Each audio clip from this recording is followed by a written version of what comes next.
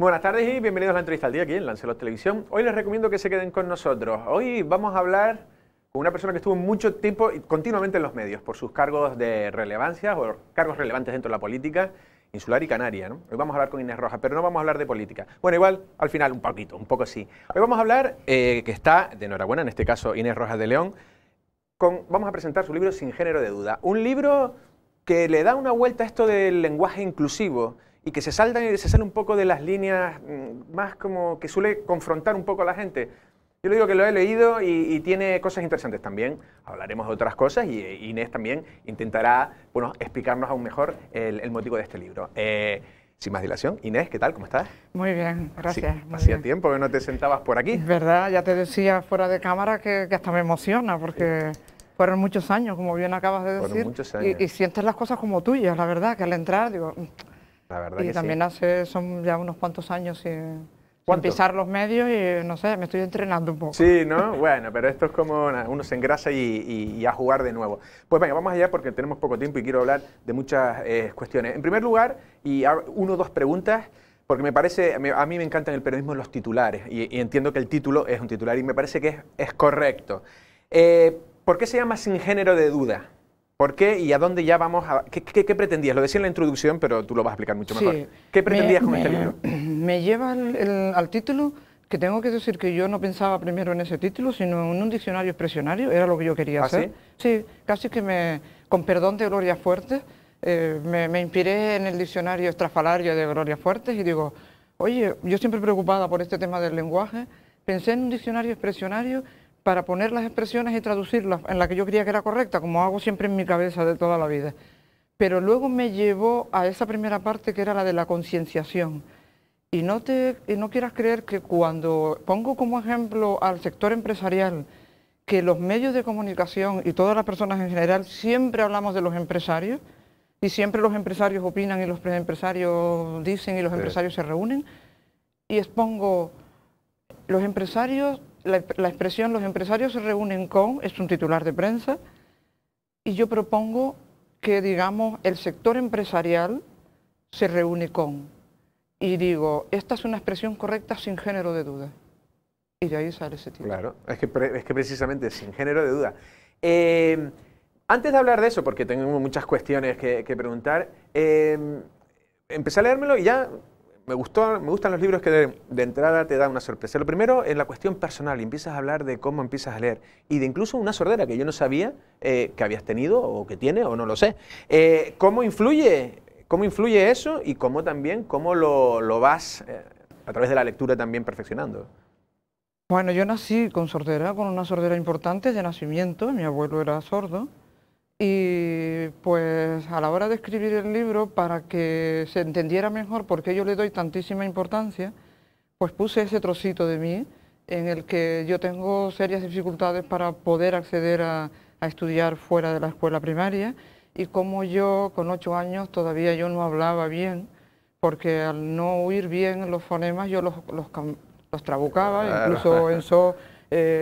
Hablar sin oír es niño complicado. me gastaba bromas diciéndome las palabras como yo las decía y llega a un matrimonio, una maestra y un maestro que son de Mague, del municipio de Aría y se ocupan de mí, se preocupan por mí. Ven que yo, claro, no estoy al nivel de la clase ni por asomo, se dan cuenta además también de mi sordera que era muy importante y me empiezan a trabajar y yo me pongo al nivel de la clase y para mí aquello fue volar. Me salvaron, digo yo, mi maestro y mi maestra me salvaron y entonces eso me lleva a leer casi como una obsesión, no, pero devoraba libros, como digo yo. Porque tuve la suerte, con 9, 10. Sí, exactamente, porque tuve la suerte de que mi padre era un lector empedernido. ¿Qué profesión era tu padre? Mi padre era agricultor y mi madre era también. Lector. Era un gran lector. Mi padre tiene, ¿no? leía muchísimo. Yo te diré que leía bastante. Y eso me llevó también, bueno, pues con los libros, también en el colegio y demás, me los traía a casa, tenía la oportunidad de leer y compartía mucho eso con él, la afición por la lectura. Y bueno, mi problema hizo que cuando el maestro que llevaba el grupo de mayores preparó un grupo de chicos y 2 chicas nada más éramos para venir al instituto, Pues en mi caso no pudo ser. Mi compañera Lo sí pone, vino al instituto y yo no pude venir. Pues bueno, tenía una situación un poquito importante ahí, la situación económica seguro que también influía, pero mi padre y mi madre me protegían mucho en el sentido de que como yo tenía esa sordera, pues creían que yo iba a tener más dificultades. Y encima también cuadraba que las chicas, el progreso llegaba un poquito más tarde en el sentido del cambio de mentalidad.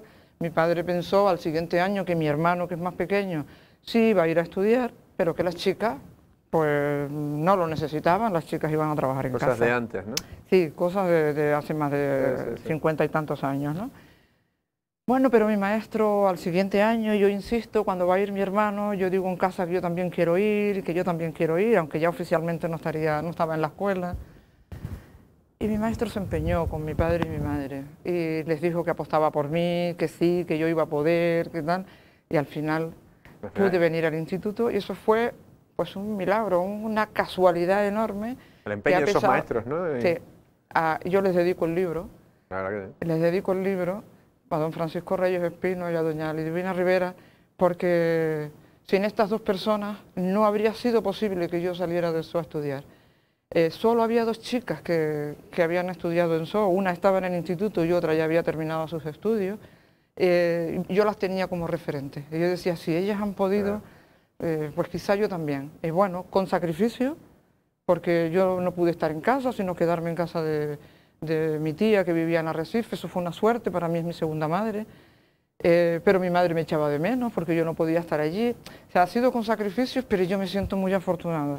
La vida a mí me ha tratado muy bien. La verdad que sí. De todas maneras, como dice mi padre, dice, la gente de SO es muy lista. No sé por qué, siempre lo dice, la gente de SO es muy lista. Siempre, porque nos hemos tenido que buscar la vida y tú sabes que cuando los medios son menos, tú desarrollas más, sí, quizás, sí, pero claro. es verdad que de eso hay eso. El que menos sabe es abogado, dicen. Bueno, yo me quedé en magisterio.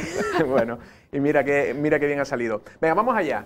Lo primero, lo decías antes, porque quiero también meter cosas también que hay polémicas, ¿no? Cuando se habla de portavozas, miembros, tal, pero esa es la vertiente también que se le critica ese inclusivismo, casi diría yo, radical femenino, pero yo me imagino que lo que estás diciendo, que te obliga a esto porque notas que en el lenguaje hay se aparta a la mujer de muchas cuestiones, porque claro, como dices tú, los empresarios, ¿cuántas empresarias hay ahí? Por pocas que sean.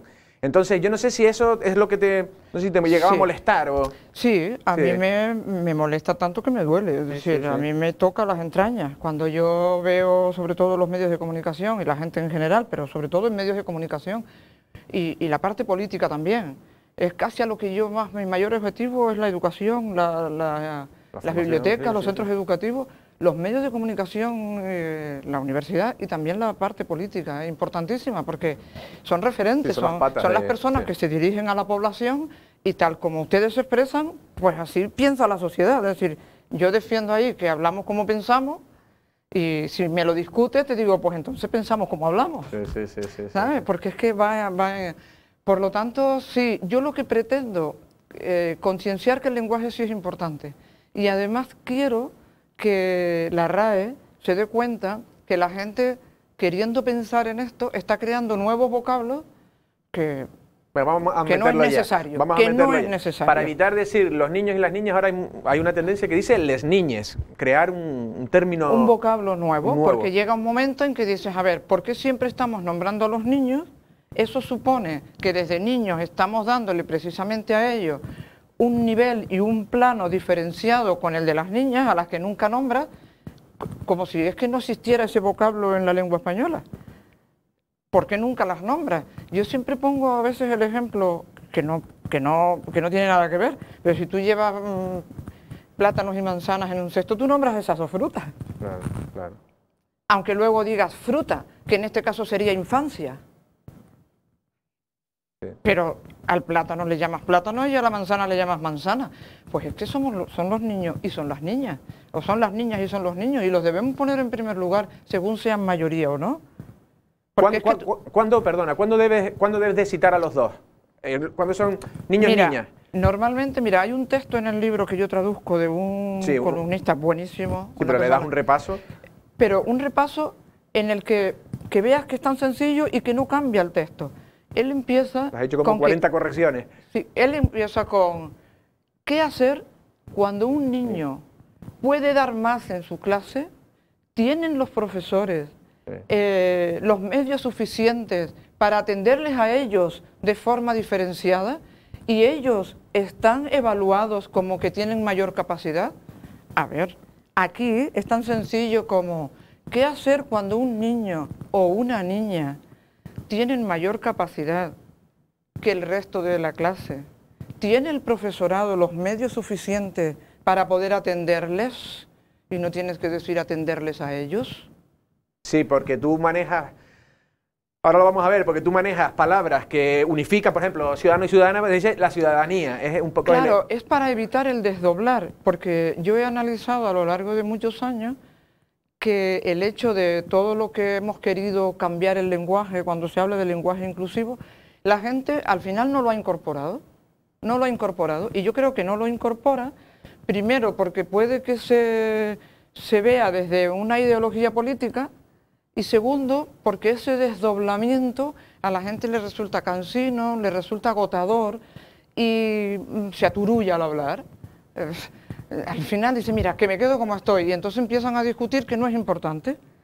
Sí es importante, por eso yo intenté hacer una herramienta muy sencillita, que la gente entienda que sí es importante, que no es lo mismo que todo el mundo sea empresario, a que en el mundo también tengamos empresarias. Porque si la mujer incorporada ya, no estamos hablando ya de etapas prehistóricas ya casi, incorporada ya al mundo laboral y a la sociedad en general, si no es referente, si tú no la mencionas, no surge como referente. Y el referente femenino se necesita tanto como tenemos el masculino. Esto no va contra nadie. Sí, Si tenemos el referente masculino, tengamos el femenino, porque mujeres y hombres somos. Y se necesita.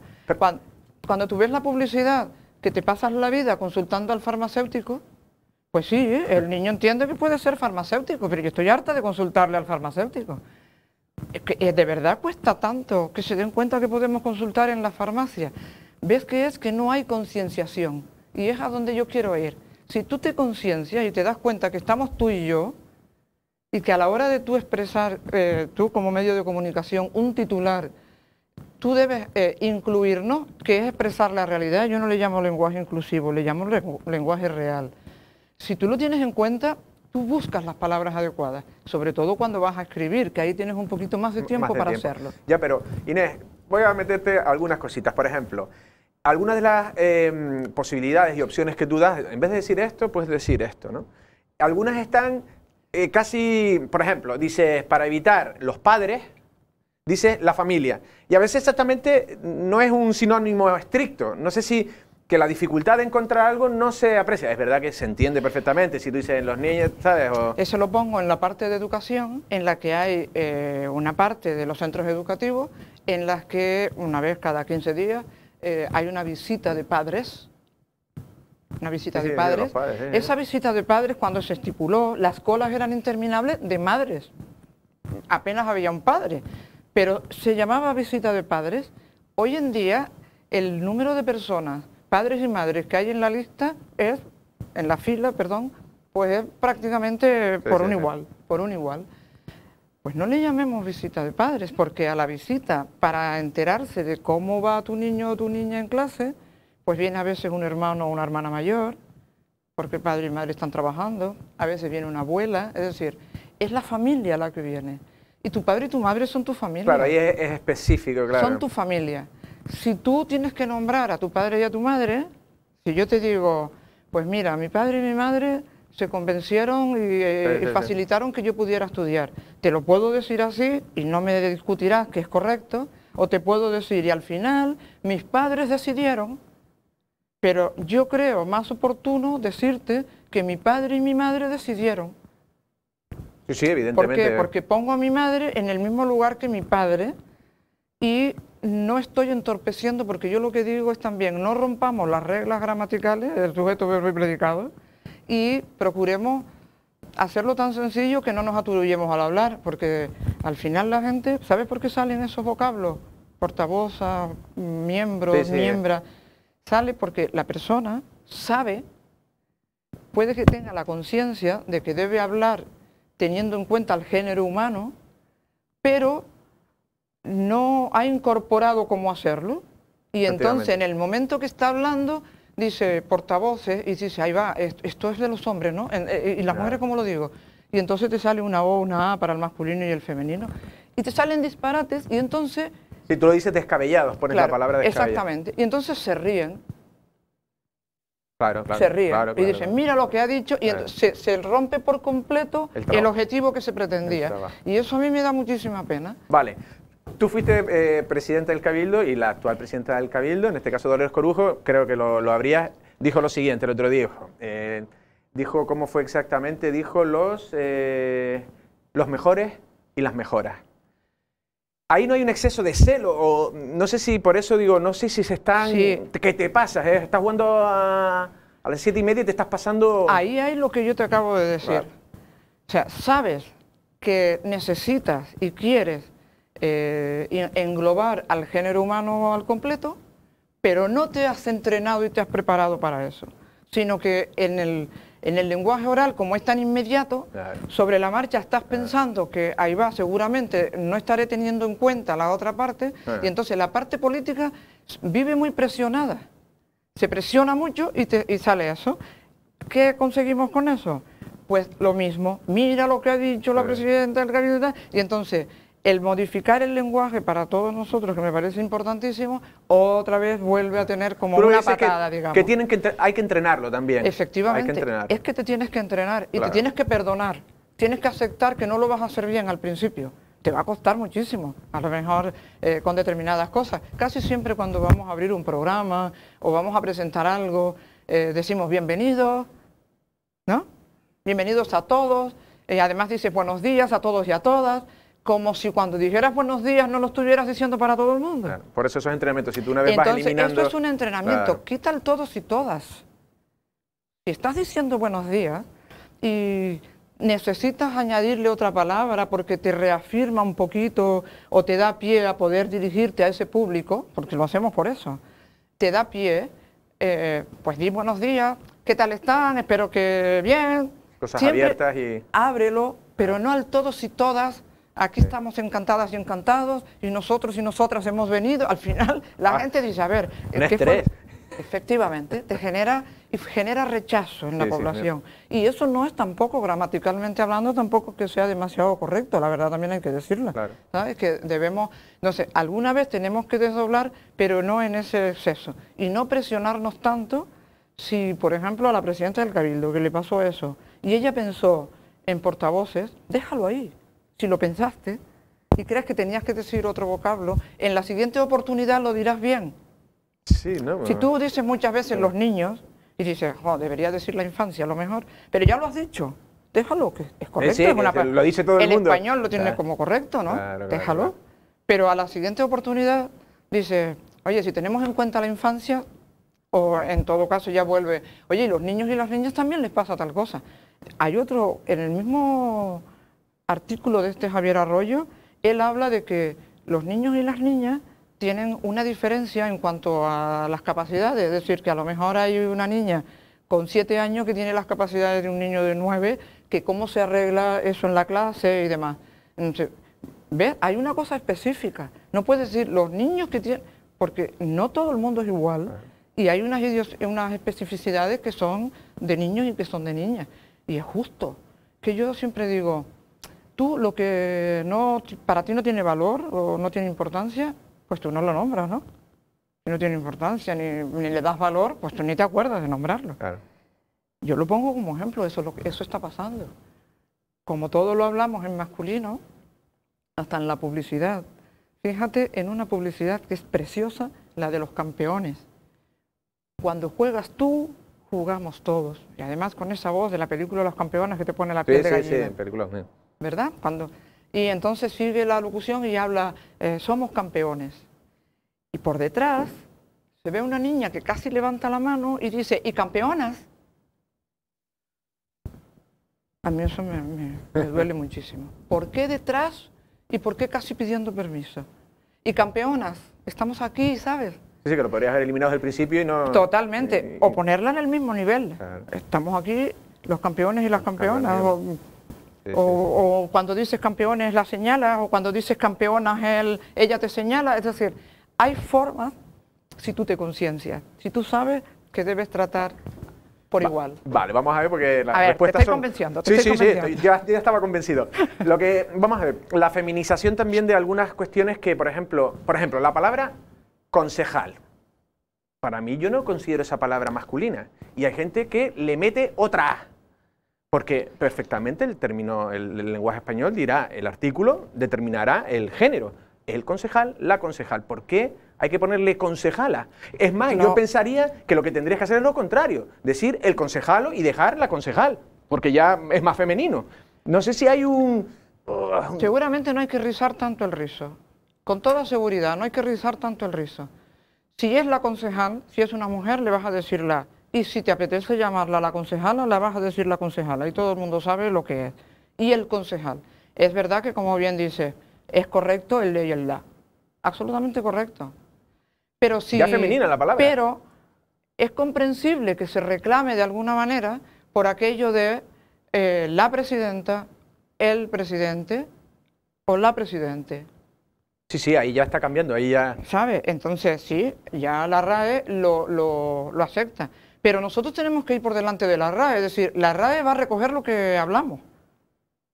La RAE el uso va a recoger lo que claro, hablamos. Claro. Y lo que yo estoy proponiendo en este libro, además, es que la RAE ponga atención a lo que yo he visto en la poquita investigación que he hecho, que hay páginas web donde, como bien decía o comentábamos, se escribe casi todo con E, porque se están refiriendo a un grupo mixto y entonces dicen les niñes, nosotros... Eso tú no lo aceptas. Y entonces, claro que no lo acepto, porque no existe. es que eso no es el español. No existe. O sea, eso es otra cosa, claro. Eso no es el español, claro, pero la RAE tiene la obligación, y es el artículo número 1 de sus estatutos, en el que dice que debe velar porque los casi 600 millones de personas que en el mundo hablan español o lo estudian, haya una homogeneidad en todo el ámbito hispánico. Sí, pero no se debe cambiar porque se está rompiendo. Claro. O tiene cuidado, o de verdad toma cartas en el asunto, o se está rompiendo esa unidad, creando, incluso cambiando el masculino genérico por el femenino genérico y diciendo que también se refiere a los hombres. Pues ni una cosa ni la otra, que hay vocablos suficientes para decirlo. Ahí vamos, porque por ejemplo, eso me lo decía el otro día un amigo y me pareció curioso, o sea, Unidas Podemos, sí puede poner unidas, hace representación a todo el mundo y son unidas, ¿no? Es femenino, y hay hombres y mujeres, pero vale. Pero me decía uno, dice, nunca nadie, el sector inclusivo, este que estamos hablando, más radical, dice, nadie reclama cuando en las noticias se dicen los muertos y los fallecidos. Supongo que lo habrás visto también en mi libro. ¿Lo ponía ahí? Exactamente. Pues eso no vamos a ver, es que es tan inhumano además, ¿por qué los muertos y los contagiados? Sí, Solo hay muertos, pero de lo malo no quieren que se cambie. Solo hay muertos y contagiados. Efectivamente. No, hay personas fallecidas y hay personas contagiadas. Y pon la palabra personas delante, que no es cualquier cosa. Son personas fallecidas. Claro, eso es... Y en todo caso, di los fallecimientos que ha habido hoy, bueno, pero no muertes, los muertos. Es que están... Estoy segura que, porque es que lo dicen todo, lo hemos escuchado en todos los medios. Y lo hemos leído en todos los titulares. No, los muertos y los fallecidos. Entonces yo digo... eso no lo llevamos nosotros. No sé, soy yo sola, solo yo, o hay más gente y no lo decimos.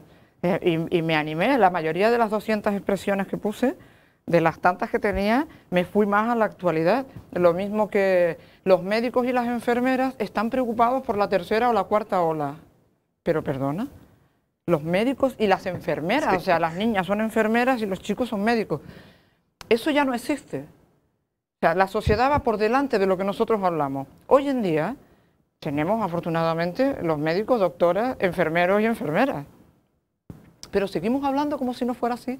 No, la verdad que sí. Última pregunta de este bloque y ya dos minutos de salida para ver un poco también cómo es tu vida actual. Porque también a mí una parte que me gusta también es la parte en la que tú dices que hasta creo que mejora el lenguaje. Por ejemplo, dice el que mucho tal, los refranes. Y en verdad es quién.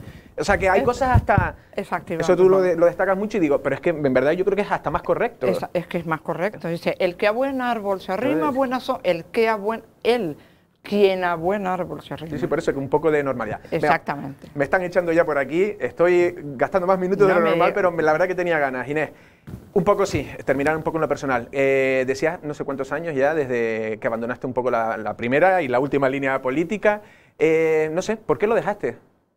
Pues porque hay una etapa en la vida para todo y llegó un momento en que efectivamente cuadró así, o sea, tampoco fue una decisión. ¿No quisiste forzar a lo mejor la situación de partido? No, para nada, sino sencillamente, oye, fueron muchos años, los años seguidos del gobierno, 8 años, en una etapa durísima. La diferencia de la de ahora es que la de antes no tenía tanto la parte sanitaria, nos apareció la gripe A, pero afortunadamente se fue casi como vino. Y bueno, ya decidí, ya me quedé que esa legislatura me apetecía tal, y ya a la siguiente, oye, ¿ya no lo echabas de menos? Yo creo que mi familia, echarla de menos sí lo vas a echar de menos siempre, porque sí, eso mismo que yo hago, siempre estar comprometida con la sociedad, siempre querer aportar. Yo lo aportaba de jovencita en asociaciones juveniles y en asociaciones de personas mayores, y lo aporté después en la política de partido y lo sigo aportando en la vida social, pues con esta opción. O sea, la política, la persona que somos políticas de verdad, la llevamos dentro porque es vocacional. Yo siempre digo que la política es aquella persona que ve algo en su entorno que puede ser mejorable y arrima el hombro y va. Otras personas dicen aquello está mal y no se mueven, pero la que se mueve, esa es la persona política. A lo mejor se equivoca, pero se equivoca porque fue a hacerlo. Y yo soy esa. ¿Volverás? Eso nunca se puede decir. Yo de verdad en estos momentos no puedo, nunca digo no volveré, pero en estos momentos yo no pasa por mi cabeza la política activa otra vez de partido y de cargo. En estos momentos no pasa por mi cabeza, pero no es un no rotundo porque uno no sabe el devenir de las cosas. ¿Te tientan? ¿Te ofrecen cosas? ¿Te dicen vuelve? Sí. Me imagino que sí, ¿no? Sí, muchísimo, eres un activo y yo no sé si en algunos instituciones han querido situarte como que podías haber llegado a, o que se te ha ofrecido. Bueno, yo creo que eso es absolutamente normal. Las personas, los partidos políticos cuando llegan a una campaña electoral intentan siempre buscar personas que sean muy conocidas, personas que tengan ya un nombre, porque eso no es fácil. Y bueno, en una isla como Lanzarote, pues sí, pues para bien, porque yo lo llevo como un orgullo muy grande, pues para bien. Mi nombre es conocido y la gente me trató mucho y traté muchísimo a la gente y mucho también a través de los medios de comunicación y es fácil que vengan, lo difícil es que yo diga que no. Entiendo que tu futuro en el caso de abrirlo, cosa que todavía dices que ahora mismo no, sería ligado a Coalición Canaria, ¿entiendo? Mi futuro está por ver y en estos momentos esta persona que te está hablando no tiene en su cabeza nada de política que no sea el libro, porque si no te voy a hacer un Francisco Umbral. No, de eso también lo hemos dedicado entero. Sí, te lo acepto, es totalmente normal, es inevitable. Sí. No, quería terminar un poco, la gente quiere saber de la figura de Inés Rojas. Yo creo que a estas alturas ya han pasado más de 6 o 7 años que llevo fuera. Y la gente supongo que entiende ya que yo, Inés Rojas, no está por la labor de volver a la política, pero siempre voy a estar echando una mano en lo que vea, que yo pueda, voy a seguir echando una mano. Pero en estos momentos mi vida personal y familiar es lo suficientemente buena. Creo que yo, en primer lugar, también, aunque yo me ponga en segundo, y mi familia también ya se lo merecían. Hicieron muchísimo por mí, mi padre y mi madre, pero luego mi marido y mis hijas. Hicieron muchísimo por mí porque a mí me gustaba y a mi familia no tanto, y sin embargo siempre me respetaron. Y yo en estos momentos me siento feliz, estoy plena, estoy bien y orgullosa de las distintas etapas que me ha tocado vivir en la vida. Aquella niña en So que nació con tantos problemas y sin embargo pues ha podido... Siento que no supieras mi sordera porque es verdad que yo no lo iba publicitando por ahí, pero en Canarias, con el tema del gobierno, toda la prensa sí lo sabía, porque cada vez que teníamos ruedas de prensa, mi jefa de prensa tenía que ir a comentarle que la consejera no oía. Jamás dijeron absolutamente nada, nunca lo comentaron, también me sentí muy respetada en eso. Aunque tengo que decir, y con esto te cierro la entrevista, que seguro que te están ya llamando, tengo que decir que pasado un tiempo me arrepentí un poco de no haberlo hecho más público, porque cuando volví al colegio me encontré con alguna alumna que tenía dificultades y cuando supo de mi problema me dijo en su casa, a mí no me dijo nada, pero dijo en casa, ¿saben? Mi profe, que además fue presidenta del Cabildo, también tiene problemas de sordera como yo. Claro. Y su madre vino a contármelo. Y entonces dije, pues caramba, cuando uno tiene una dificultad que no se ve a lo mejor muy aparentemente, debiéramos manifestarlo para servir de referente a esas personas que tienen dificultades, hay que ayudarlas y ellas mismas tirar para adelante, que sí que se puede, que yo estoy aquí ya acabando la vida laboral y se ha podido. Inés, muchas gracias, no hemos ido muchísimo de tiempo, ha sido un verdadero placer. Muchas gracias. El mío también. Muchas gracias. Un gusto. Bueno, ya han escuchado las palabras de Inés Rojas, bueno, fue conocida, bueno, es presidenta del Cabildo de Lanzarote, consejera también del Gobierno de Canarias, pero en este caso, como ella ha dicho, vino a hablar de su libro. Este último final yo creo que entiendo que los telespectadores también tienen curiosidad por un poco qué es de la vida de Inés Rojas, pero en este caso, sin género de duda, es lo que la ha traído aquí. La verdad que es un punto de vista distinto, si han visto la entrevista entera, yo creo que han visto otro punto de vista, en el sentido de que también evita un poco las confrontaciones y, sobre todo, como dice ella, la riqueza del lenguaje español nos permite buscar fórmulas alternativas sin tener que también hacer cosas más forzadas o más descabelladas. Nosotros, sin más, nos despedimos. Pasen una feliz tarde.